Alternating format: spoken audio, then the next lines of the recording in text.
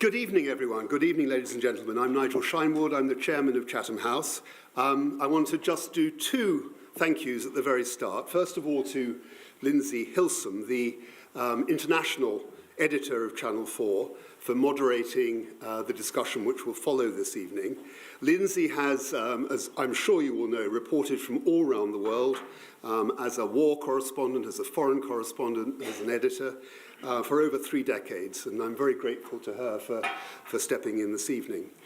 And I also want to thank Bronwen Maddox, our director and chief executive, for establishing this annual lecture last year and for delivering the second in the series this evening. We're starting a year of waiting dangerously, a year of continuing wars, but also of the world, half the world, voting in elections across the globe. So we look forward to Bronwen, to you taking us through the challenges and the risks and the links between them. And it does seem a particularly important moment to look ahead in this way, because it's not just the unprecedented number of elections that's on our minds, but also the dawning sense that the past structure of international relations has become irretrievable, and that we're having to deal with a new but still evolving state of the world. And that's a challenge for everyone, whether they're candidates, policymakers, or commentators. As we survey the world and try to understand the new patterns and balances, we need more than ever institutions and individuals who represent independent and authoritative advice. And that's what Chatham House lives for, and what our two speakers this evening personally embody. Now, before I ask Bronwen to come forward, I need to run through some housekeeping. First point, this discussion is on the record. It's being recorded and live streamed. We encourage everyone to tweet using the hashtag #CHEvents and the handle at Chatham House. If you are in the room and you would like to ask a question, please raise your hand at that moment. If you're called upon, please stay in your seat and a microphone will magically appear. And please identify yourself briefly before you ask your question, which please should also be brief. If you're online, and welcome to everyone online, and you'd like to ask a question, please do so using the Q&A function at the bottom of the Zoom feed. And lastly, and probably importantly, of course, there will be some drinks upstairs at the end of the proceedings. So now, please join me in welcoming Bronwen Maddox to deliver her second annual Chatham House lecture. Thank you.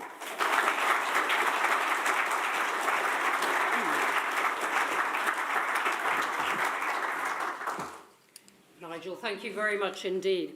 Thanks for your support for Chatham House, for me, and for those marvellously direct instructions about how to ask questions. Saves the two of us from doing it. Thank you. I've taken as the title today, after much discussion with my colleagues, In Defence of Democracy, but Not Double Standards. I'm going to talk about 2 problems today, and quite a few possible solutions. The first of them is the weaknesses in democracy exposed by this record year of elections, which many people have had a very good time writing about already. There are many elections that matter this year, although the possibility of a second term for Donald Trump does rank above the others in its implications.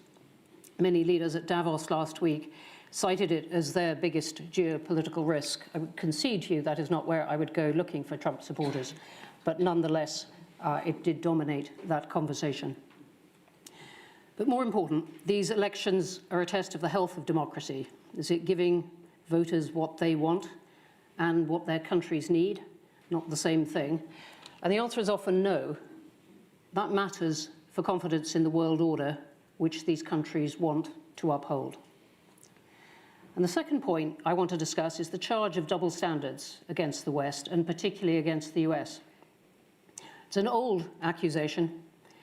It's had a lot of force to it over the years, but it has become white hot in the arguments over Ukraine and then over Israel's actions in Gaza following Hamas's attacks of October the 7th. I feel I've spent the last few months, a lot of it outside the UK, in the Middle East or in India, hearing this accusation at top volume. And the charge is that the West writes the rules to suit itself, that it cares, for instance, about Ukrainian suffering not Palestinian, that it defends international law in Ukraine, but not the West Bank or Gaza or Iraq, for example. And if countries which support Ukraine and are working for peace in the Middle East don't recognize how powerful this charge has become and don't answer it, they will fail to help solve either conflict or others, such as Sudan, that deserve their help as well. Nor will they understand how this charge is a threat to the waning respect for the old principles of world order and the contest that is going on over new ones. From Chatham House's creation, the year after the First World War ended, and that spirit of never again, the desire to bring rational, independent thought and discussion to the world's worst problems, we have taken a leading role in these kind of discussions, and we intend to in the future.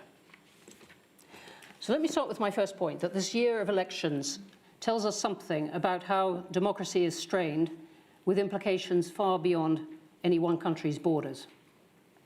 Well, the prime requirement of democracy is that power should change hands without dispute. What you want to see is Liberia in November, where George Weah, the football legend who became president, accepted defeat graciously. Not, in contrast, what happened in the neighboring state, Sierra Leone, where a disputed election led to a coup attempt. Rule of law and the judiciary can play a really important role in this. In November, I met at Chatham House a wonderful gathering, a delegation of Supreme Court justices from across Africa, and the group included one from Malawi, and the whole group was very pleased that in 2022, Chatham House members had voted to give the annual Chatham House Prize to Malawi's constitutional judges for their courage in the defense of democracy, which was demonstrated in their historic ruling to annul the May 2019 presidential election. In South Africa, this year's national election, which is the most hotly contested since Nelson Mandela's 1994 victory after the end of apartheid, will show whether the ANC can retain a parliamentary majority, and if not, whether it is prepared to share power. In Indonesia, 26 years on from the country's democratic transition, the contest is seen as a test of whether the old power brokers will really let new faces through. Other polls are going to test voters' desire to resist autocratic tendencies. We've had already this year the election of the independents favouring Lai Ching-te as Taiwan's president, and that's brought so far a comparatively muted reaction from China, but tension could still rise in a way that makes life in Taiwan very difficult. India's national election this spring will almost certainly give Prime Minister Narendra Modi a third term. The question is how he uses it. While crediting him with aiding India's economic growth more than 6% a year at the moment, our team has been concerned, as have many, about state harassment of media and think tanks, lack of protection for minority rights, and erosion of the independence of the Electoral Commission. At Chatham House, we're going to watch the European Parliament elections in June very closely for what they say about voters' fear of immigration and support for parties that claim they can stop it. We'll look at those elections and the UK one for whether politicians can persuade voters to make difficult choices about taxes, about the cost of public services. Both Rishi Sunak and Keir Starmer have been pretty honest about the challenges, but unrealistic expectations will be Starmer's biggest problem if he makes it to Downing Street, as the polls do indeed suggest. And as I said at the start, the implications of Trump too do loom above the other possible results. It's partly because of his scepticism of NATO, though Congress has acted to make a quick exit rather harder, his boasting of ending the Ukraine war in 24 hours, presumably through a deal on Russia's terms, his unquestioning support of Israel, and his antagonism towards China. For those who say his first term didn't do much damage on the international stage, one retort is that he took the US out of the JCPOA, the deal to curb Iran's nuclear program, and Iran's acceleration of its work since then has left it a threshold nuclear weapon state. But it's also, the concern is, because of Trump's contesting of the 2020 election, despite no credible evidence that the vote was stolen, as he claims. Chatham House does a lot of work on what leaders and voters can do to bolster democracies. It's not that our experts think democratic governments are beyond reproof or that other models have no merits, but we have taken the view over the decades that democracy tends to deliver for its citizens more of what they want. So leaders do need to address this problem of running a democracy in tough times, the point we're going to make in a forthcoming report on the hardest choices facing the UK in its foreign policy. Democracies need to get their constitutions and their economies in order. If they want to be a model for others, they need to show that the model works. That's why in the UK, reforming the basis for the selection of the House of Lords and observing international law would help its global reputation. If leaders do these things, they will be in a better position to defend their model of government. For all my warnings here, 2024 should also be seen as a chance for democratic renewal. It is a chance for leaders to renew the mandate from their citizens. And authoritarian leaders can only envy this mandate. That is exactly why they have sham elections. But if democracy is under strain, so are elements of world order. Of course, not every democracy is in the mold of the US, the UK, the other old so-called liberal democracies. And here I have to say that liberal is obviously one of the most overused words in politics and does not mean that democracies are liberal in their culture and social practice. But they do share basic freedoms and principles necessary for democracy to work, which is the constitutional meaning of liberal. As Martin Wolf put it in the Financial Times, the ability to exercise agency depends on possession of economic and political rights and the institutions needed to protect those rights. And those are also among the central principles of the web of treaties, institutions, and codes of conduct woven together over the past 70 years.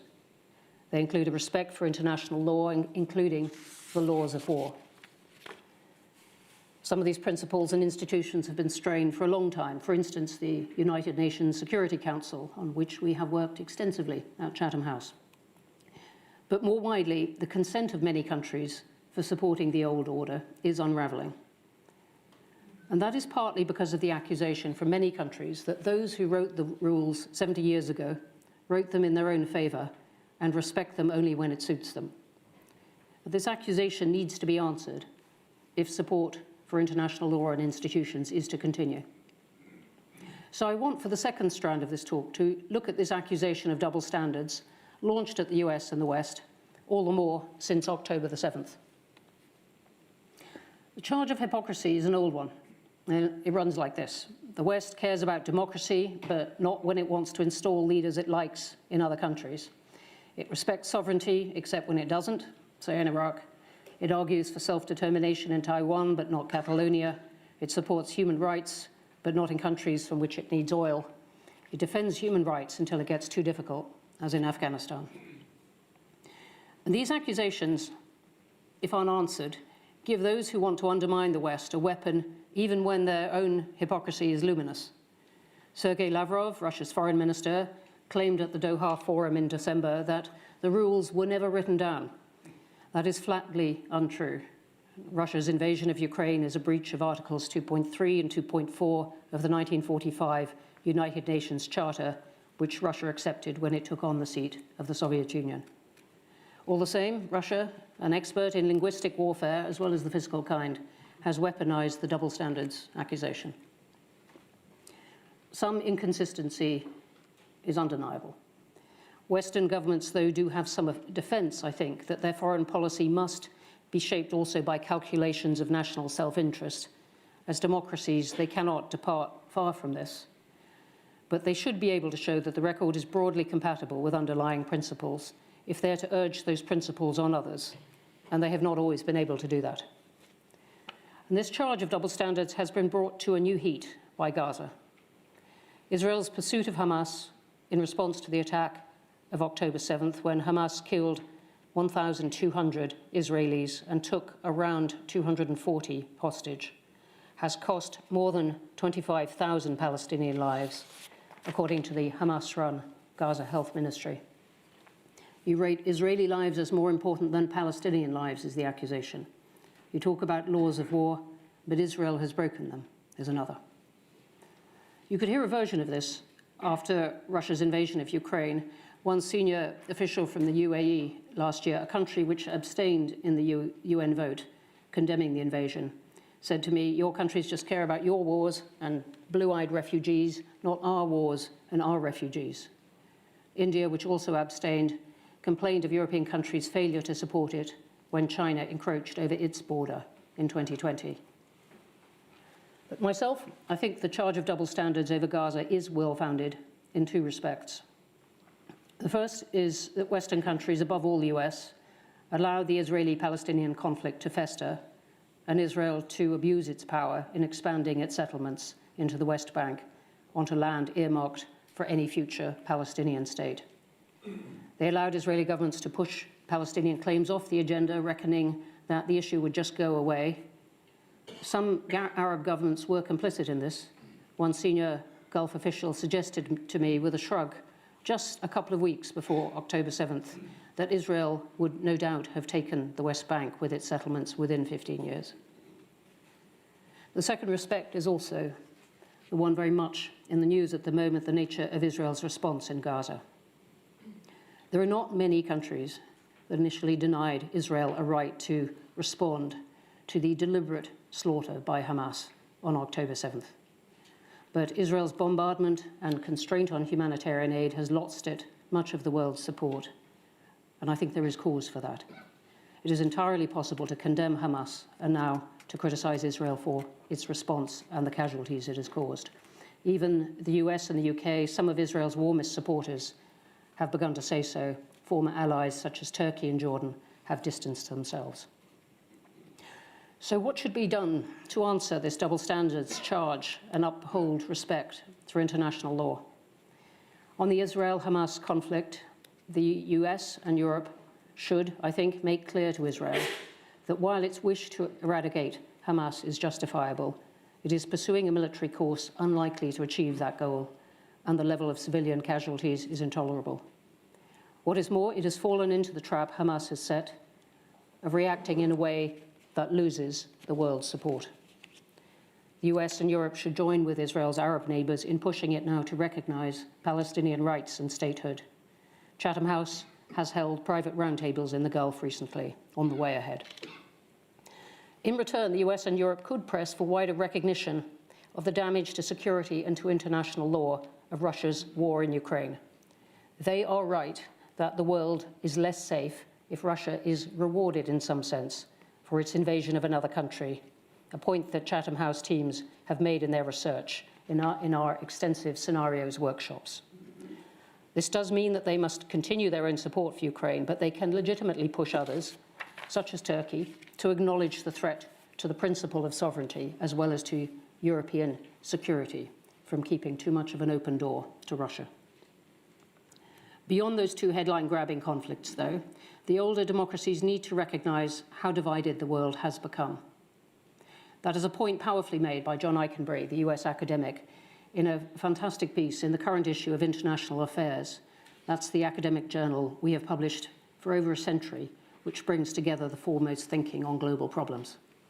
It means recognising that many countries want a new bargain in global governance, one which will require concessions from Western countries. Many countries want money too from the West, but if that is not available in the quantities demanded, and it is not likely to be from highly taxed, indebted countries, which are democracies, then a sharing of power may have to take its place. In its earlier years, Chatham House contributed to the growth, to the creation of the UN and of the Commonwealth. And we continue right now to do a lot of work on global governance, on peace and security, digital government, and the environment, all underpinned by the country and regional expertise that sets us apart from many think tanks. We had a multilateralism conference in October held with the Open Society Foundations, which looked at practical ways of improving the Security Council and bringing together new mediators. As James Cleverly, then Foreign Secretary, said at the opening of our London conference in July, it was an argument he later made in Lagos as well, the UK now understands that international membership of global institutions needs to be reformed, including the Security Council.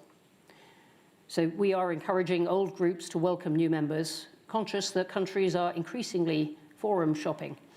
Look at the expansion of the BRICS, encouraged by China, or the Third South meeting in Kampala is just finishing tonight of the 135 nations of the G77 plus China.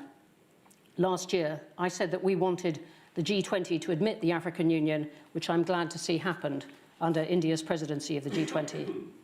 Last year, we supported Mozambique in its first ever year on the UN Security Council, and we have a Mozambican policy analyst here feeding into the permanent mission in New York. The Commonwealth will discuss its future direction with a new Secretary General this year, and we are hosting debates with the candidates. It also means offering help for the resolution of conflicts that don't command headlines in Western media. It was a point made by Comfort Ero, President of the International Crisis Group at Chatham House earlier this month. And that might include Sudan and the Eastern Congo, where the UK's refusal to name Rwanda as a principal source of support for the M23 rebel group does contrast with what the US and EU have done. At Chatham House, our analysts were prescient about the Houthi attacks on shipping in the Red Sea before October 7th. Looking at Iraq, Libya, Lebanon, we've pointed out how, if stability is made the priority over accountability, it can perpetuate elite control and a lot of corruption. Countries will also look to climate finance promises this year, it's a big year for that, to see if other countries will make good on their professed intentions. I do share some of the cautious optimism of Bill Gates, which we heard when he spoke at Chatham House last year, about governments taking climate change more seriously than in the past, and about progress on agreement at least, that this year does matter.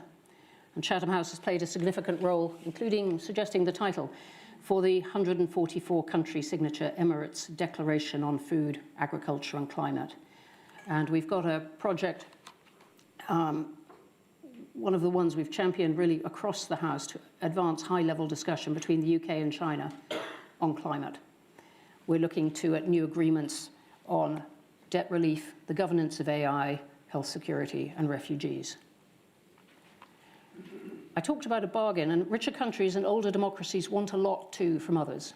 They may want to reinforce or adapt the old treaties on asylum and refugees, without which they may find it hard to control migration as they would like, as our international law programme has explored. They want curbs on misinformation and cyber warfare, perhaps new treaties for space, the polar regions and the seabed. But they'll be able to secure that only as part of new agreements in which they give as well as take. They will have to sell this commitment to their voters at home, and this is how, by pointing out the ways in which they stand to gain if they take part in a new bargain. So in order to uphold support for international order, richer countries need to take part in a more complex and balanced exchange, one that recognises how uneven many countries feel the order has been. It needs to be one that their democratic voters will support too, at a time of tight finances. Politicians in this year of elections do have to be honest with voters about the trade-offs needed. Above all, though, leaders and voters should see this year of elections as the opportunity it is to renew the mandate that voters give their leaders, a legitimacy that is the envy of autocratic leaders, gives them a basis to forge new pacts to solve the world's most serious problems. And that's why, across the slate of issues we choose to focus on here at Chatham House, from the resolution of conflicts to the environment and the governance of digital, 2024 looms as a really important year. Thank you.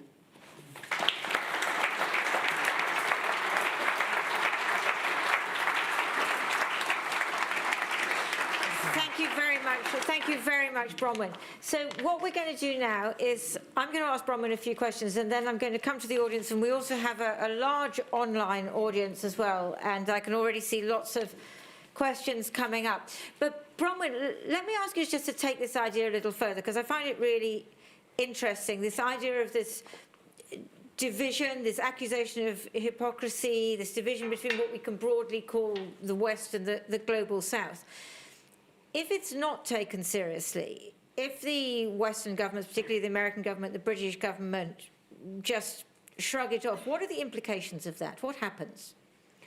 Things don't go their way as they would expect. I'm thinking of the startled reaction, particularly by the US, but also some European countries, after Russia's invasion of Ukraine, the latest invasion, more than the Crimean one,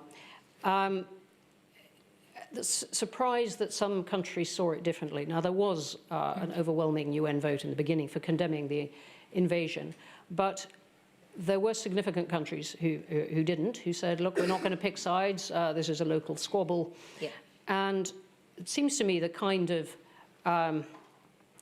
perhaps the US and Europe shouldn't have been surprised, but they were. You heard it very clearly from their governments, and they're going round to other countries. And in looking for countries to support them in what they want, or in upholding international order, and some of that still exists, particularly international financial institutions and many aspects of the UN, they just won't get the support they want. And I think the pushback is much, much more explicit. I mean, this is an old charge, as I was saying, and you and I were talking upstairs about back in the 80s when I had a famous case in the ICJ when Nicaragua took the US to court for saying, supporting the Contras against the legitimate Nicaraguan government, and the court found for Nicaragua, and then the US vetoed that in the Security Council.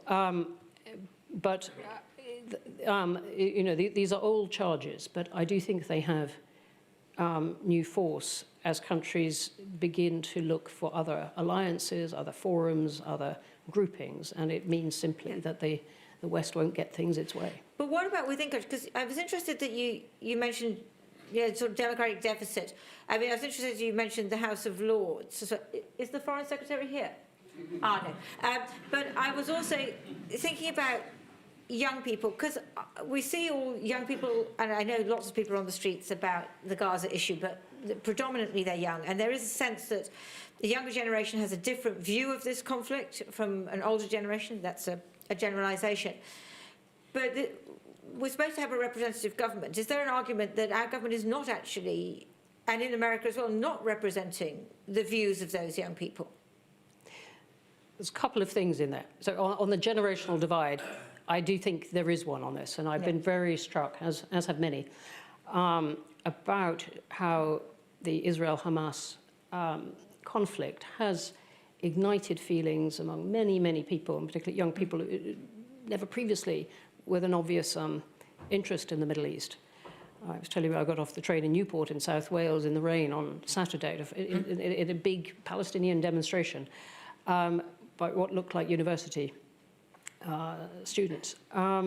It's touched many, many people, whether it's because they think it's about oppression. There's others who absolutely take Israel's side after the horrors of October 7th, but it's touched a lot of people, and there is, I think, a generational divide here. The government and the opposition are not quite answering some of the charges of younger people. On the point about the House of Lords, which I slipped in there, I think it does not help the UK not to be able to justify its constitutional arrangements when it wants to argue to the world how the world ought to organise itself. And there are aspects of the selection of members of the House of Lords that are very, very hard to explain to other countries. Yes, indeed. One thing I remember quite early on in the conflict in Gaza, there was a former British ambassador to somewhere in the Middle East, I can't remember where, who said something very interesting, which is that he said that he didn't think Britain had a policy, it had a position on the Middle East, on Gaza, on Israel. And it was basically, the position was more or less following what the Americans did. Do you see any emergence of a British policy towards Gaza which in any way diverges from the Americans, or do you see it at the moment as just follow my leader? How interesting. I don't see it as that at all. The US and the UK have resembled each other most in their desire not to get involved in the Middle East. If you look at their published foreign policy before October 7th, it was very striking how the Middle East was downplayed in the US's national security strategy and in our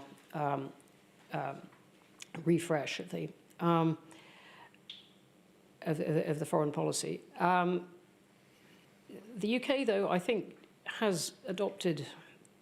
It was quicker to criticise the scale of casualties in Gaza. It has been different in the way it's explored conversations around the region.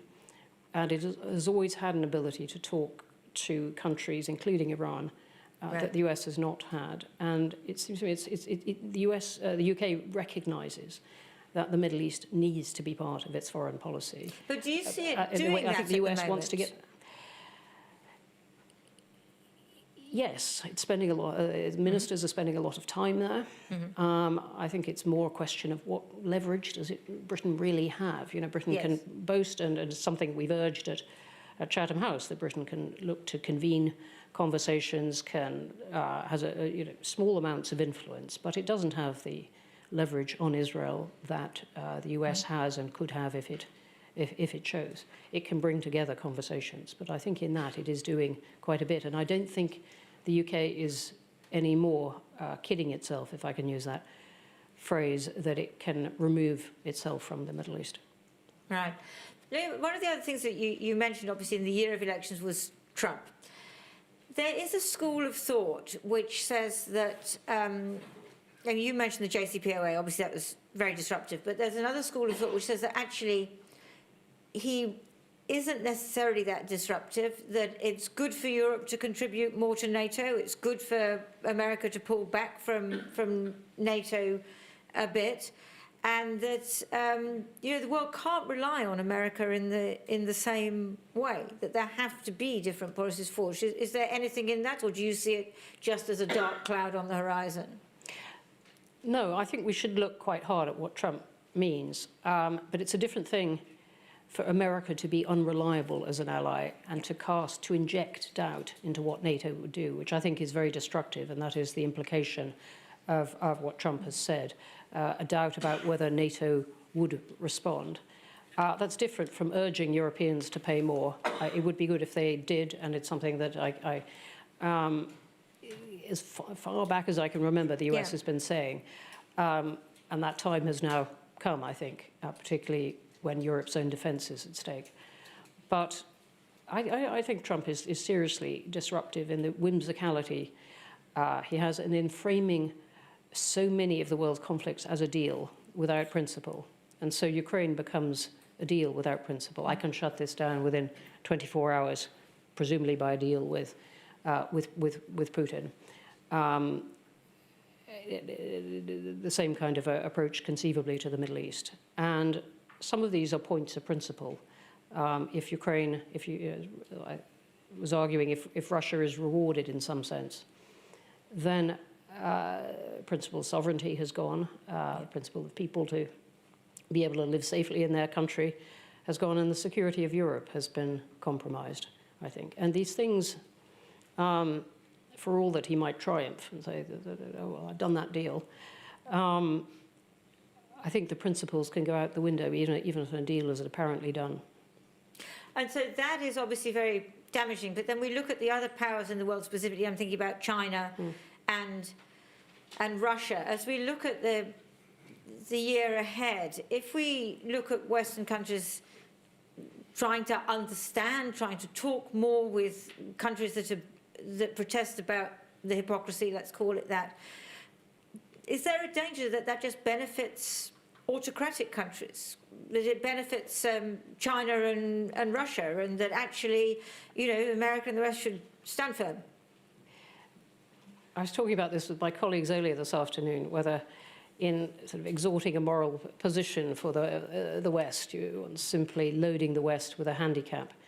But I think the moral authority does matter, and the ability to defend parts of international order with that moral authority really does matter. I don't think in all cases it simply hands the power to Russia or China.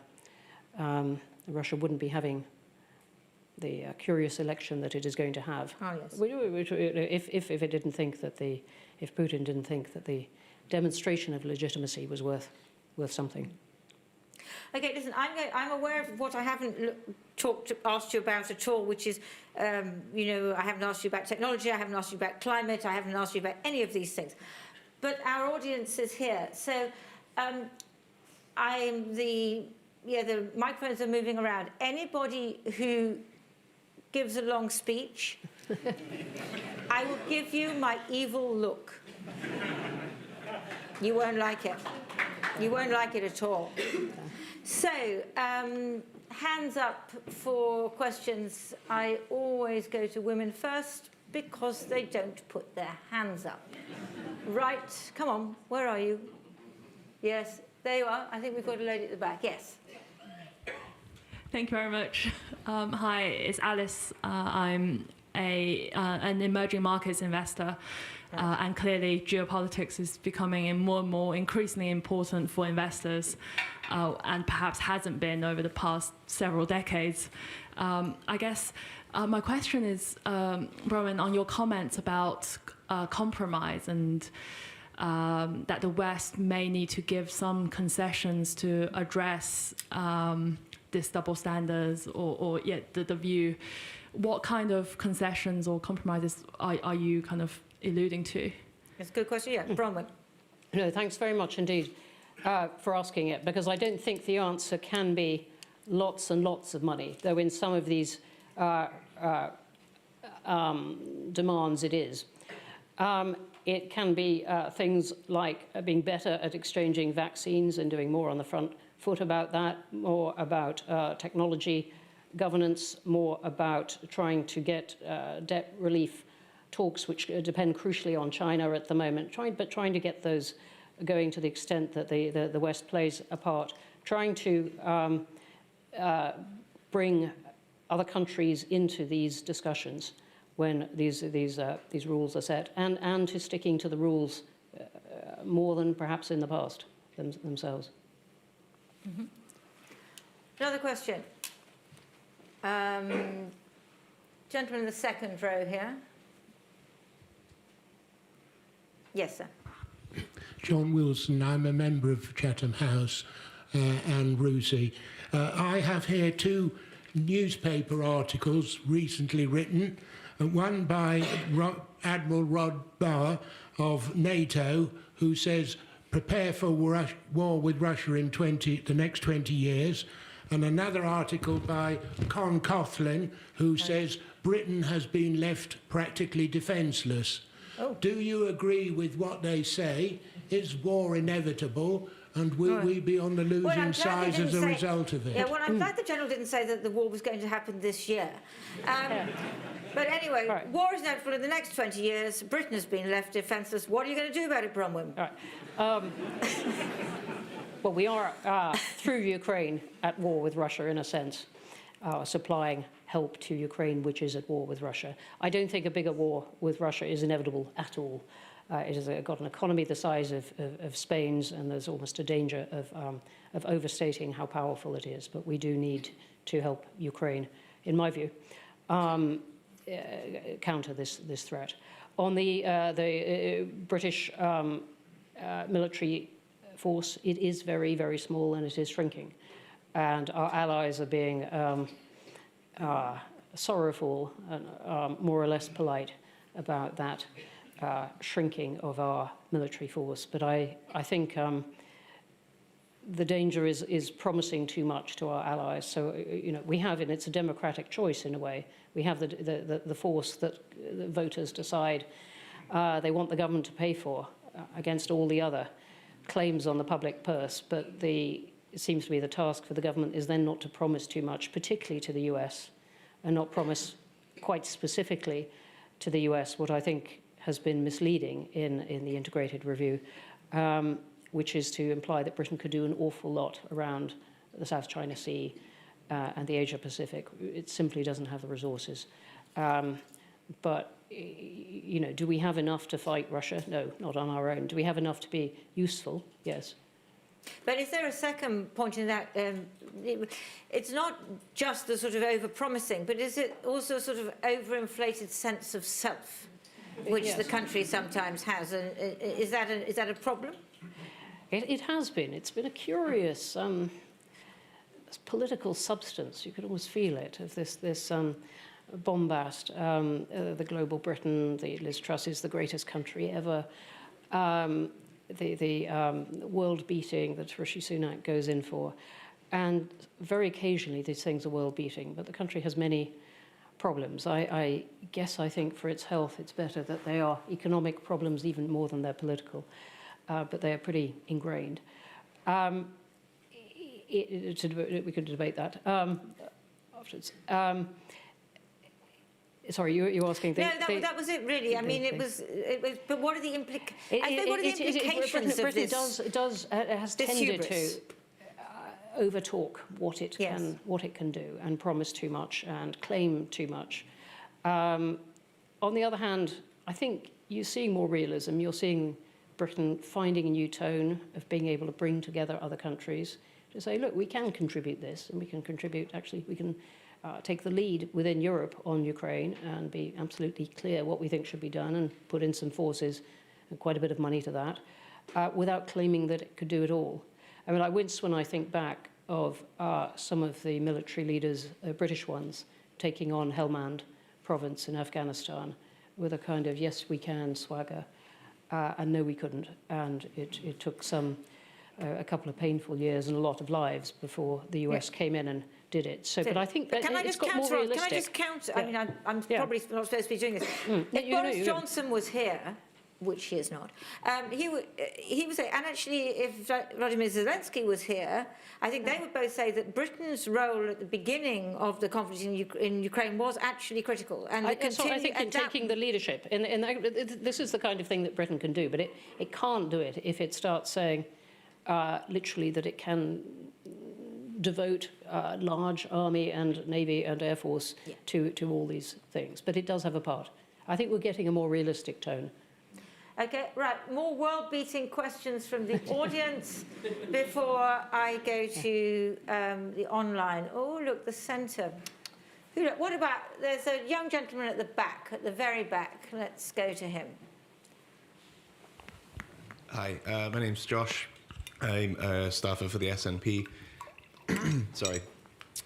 You were speaking about being careful not to promise too much to our allies and also the world-leading response to the war in Ukraine. I think one of the accusations of hypocrisy against the West now is coming from Ukrainians themselves, who say that at the beginning of the war, we promised the world, we said we'd protect them, we said we'd support them, and now that aid's drying up, and their men are in the trenches, they're dying, they're outgunned by the Russians, where last summer they had parity of supplies and weaponry.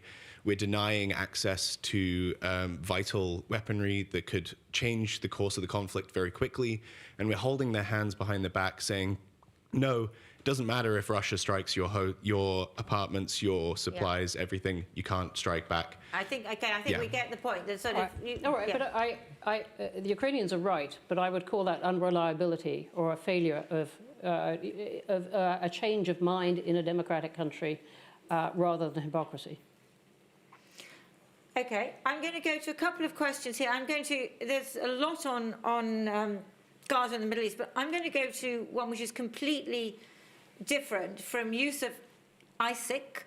Which measures do democracies need to take to make artificial intelligence contribute to the development of democracy rather than to its weakening? I chose one which I really want to know the answer to because I haven't got a clue. Okay.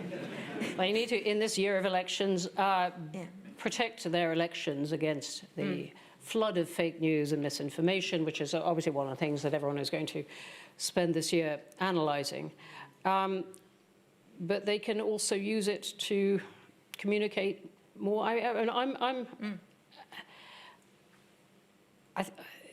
One can drown in gloom talking about politics and economics, but I must say that on technology, and particularly on some of the aspects of artificial technology, I think one can get into quite quickly a much more optimistic conversation. And the people I've met recently who are most excited about this year are those in medicine and talking specifically about artificial intelligence, what it's doing in diagnostics and in treatment. And I think showing what the kind of creativity of free societies can do intellectually using artificial intelligence, for example, in health and medicine, is one way to show the the best of it. But obviously, it comes with all kinds of traps and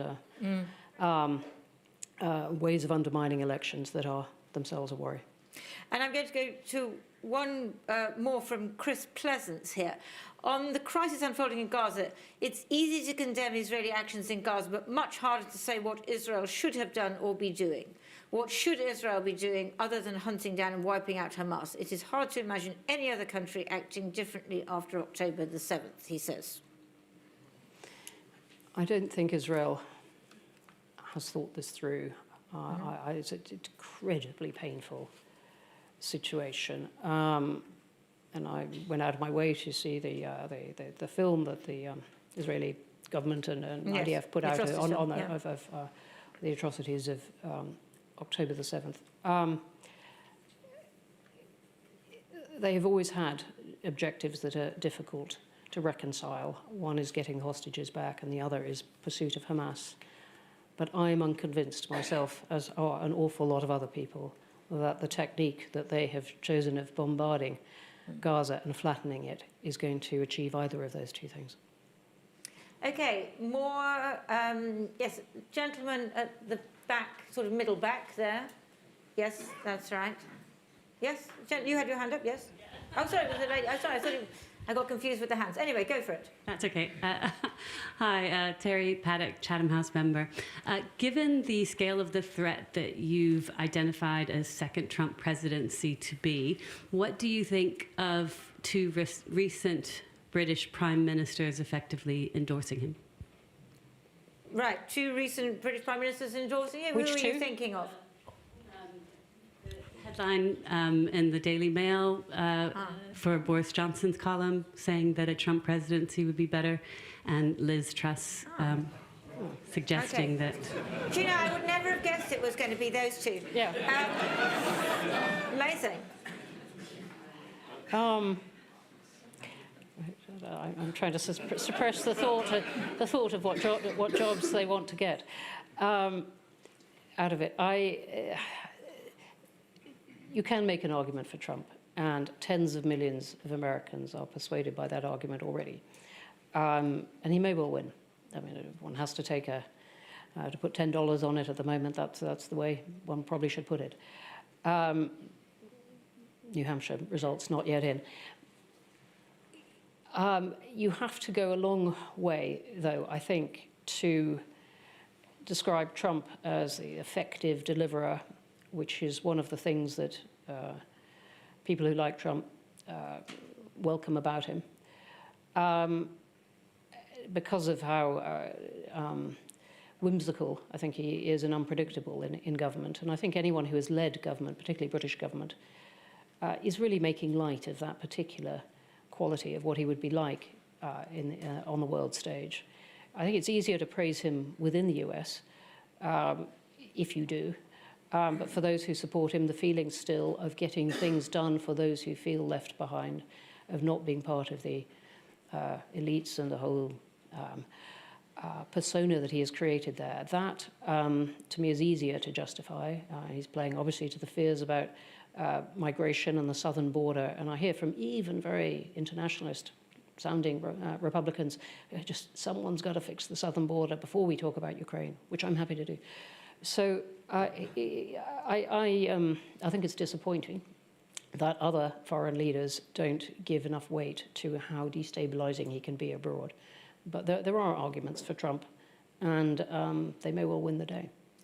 Okay, let's go. Any more? No, the left is entirely silent. Yes, gentleman there. You're just near the gentleman there. Let's go to him. Thank you. Bronwen, you've talked about the amount of elections happening this year, and also there's all the conflict internationally. Is there a critical mix of factors that you think are necessary for a national government to deliver on its domestic policy objectives and not get derailed? And how critical do you think it is that they do deliver domestic policies that they promise? You mean all, you're talking about sort of in general? Yeah, so across the democracies that are going to elections this year, they'll all be promising lots of different things, and then there's going to be all these international factors. Factors that come in, What can they do to make sure they How actually can they- deliver? To balance it, yeah. No, They tend to get elected on domestic Yes, things. exactly. It's rare that foreign policy. Gaza may be different. do you think it'll cut through? I just don't know. Your point about the generational gap is right. Your point that we were discussing upstairs about the Palestinian vote in some of the swing states in America. Yeah, particularly the Arab American vote in Michigan. And the Arab vote, not Palestinian, but maybe. But I think governments tend to win or lose on the policies at home, and an awful lot of that is economics. Going back to Clinton's famous slogan, and we haven't really talked about that, but democracies are and governments are fighting for re-election now against a very difficult economic backdrop. Inflation may be coming down. The central bankers were, again, quite, I thought, complacent at Davos, but even a small amount of inflation is very, very difficult for governments to counter, as we've seen here in the UK with the pay demands and the uncertainty and the time it takes to deal with the pain that people are feeling from inflation. So I think because of that, we will see quite a lot of governments that would otherwise have been able to hold on, losing office in favour of someone who can offer better answers to these things. And then, of course, the other factor is migration, which governments are finding very, very hard to find an answer to, and losing to challengers who say that they have the answer somewhere. Okay. Gentleman in the middle of the second row here who's had his hand up for a while. Similar yourself, Chatham House member, the question in relation to Ukraine. Was NATO wrong to invite or encourage Ukraine to join NATO, having seen the experience previously in 2008 in Georgia? Oh. What an interesting question. I think no, but I'm pausing a bit, as you can tell. I think that is going to be what Ukraine has to be able to show at the end, both that and some course towards EU membership, to say that it hasn't lost. Because we're not, this is going to be a long year on that front. I'm not here to make predictions, but in order for Europe to say that Ukraine has got something out of this huge, passionate, bloody defense of its own country, here at least are some tangible things that it has won. Because this may well end. My team isn't going to embrace me for this, but I think this may well end with Ukraine unable to get back all the territory that it wants. Though our team here, I should say, in their defense, has been arguing very passionately that that we should support Ukraine to do that. I'm going to go to another one from online, because it's a sort of very big question from Nick Roberts. If the US withdraws from being the guardian of the world order, albeit with some inconsistencies, what does the new world order look like? I thought I'm giving you an easy one as we come towards the end. It's the kind of thing we talk about in the canteen. It looks much, much messier. It looks careful. It looks like forum shopping, as I said, of countries thinking, well, for this, I'll be part of this group. But for this, maybe I'll be part of something else. And India finding common cause with the US and UK in a transactional sort of way against China, but then going its own way on other things. Many countries, particularly if they're, for example, of India's size, saying, oh, look, we're just going to, incident by incident, make up our minds. All of this taking a lot more time for individual countries, for governments, for diplomats, and being much harder to work out or to anticipate what is coming. It looks messy. It doesn't mean no order. But are we already there? I mean, after Syria, I mean, the US is no longer the essential nation anyway, arguably. Why did you say Syria? Because of the decision not to intervene in Syria. So then you get the Russians then beginning to, move into the Middle East, and the whole balance changes. I would say I would still offer Ukraine even more than than Syria. The US chose, in a sense, not to, but it's choosing to try to defend Ukraine and still not. So the question is as much what is the US capable of doing, not just what does it want to do. Both those things, but equally it cannot, as we saw that with Iraq and Afghanistan in spades. Even when it sets out to do something, it doesn't mean that it has achieved that.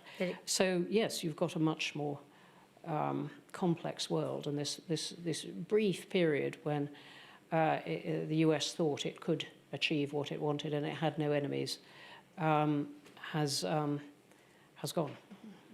Okay, we've got time for a couple more questions. Yes, the lady in the front row here, and then we're going to go to the gentleman there. So let me go to the lady in the front row here. Thank you. I'm Patricia Lewis from Chatham House. It's often said we can choose our opinions, but not our facts. But what I'm seeing increasingly is that we don't have agreements on basic facts. And I think in a sense it's got worse, and perhaps COVID has got something to do with that. But our arguments are no longer based on common facts with different interpretations. And I think this is really important when we're addressing the double standard charge. It's really important when we're going and thinking about democracy. So I'm not looking for a technical solution here, but how do we address this in our societies? How do we approach this issue of what constitutes fact and how we can test it and how we can apply our critical thinking? Such an interesting question. I mean, it really goes to the question whether the Enlightenment is in retreat and people don't accept evidence at all. And that's even before you get to, I think of years in journalism, people say, your fact's wrong, the fact is I'm a nice person. But what you're talking about is people just not recognising as a point of fact what someone else. I think all you can bring to it is more argument and debate. I mean, that may seem like a very weak answer to it, but it is in the very nature of what you're describing, and it is very much the times we're in, that people simply do not always accept facts. Can you say which ones you're thinking of? Or, Well, any? All right. There are so many, but I think that also the other exist. Yeah. But also, I mean, the question that the gentleman asked earlier about AI is also very connected to this, because then it makes the whole thing about facts become even more slippery. And were the ballots faked in the Trump election, in the 2020 election, all this kind of thing. And if people, willfully won't accept them, it takes more noise, more argument, more energy to argue against it, knowing that there is not going to be a slam dunk acceptance of it. But I think it is dangerous to leave them uncontested. That is the very best I can offer. But we are in a world where people are contesting facts that you would have thought that would constitute solid ground or common agreement. And I agree with you. That has not all of that has gone, but quite a lot has. Well, I think I would also argue for the excellent factual standards of Chatham House research.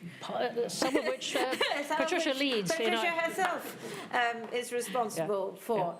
Okay, they're going to shoot me. I'm going to allow this gentleman there, yes, you, sir, to ask a very short question. Thank you. My name is Kay Kato. I work in the Lloyd's of London insurance market. And your title today is... of your talk today is in defense of democracy, but may I ask whether you would be in defense of capitalism? Because capitalism, I think, brings that unequal kind of wealth distribution, and I think brings about dictators like we see right now. And would you limit, would you agree to limiting wealth, which comes up these days? Oh, goodness. Right.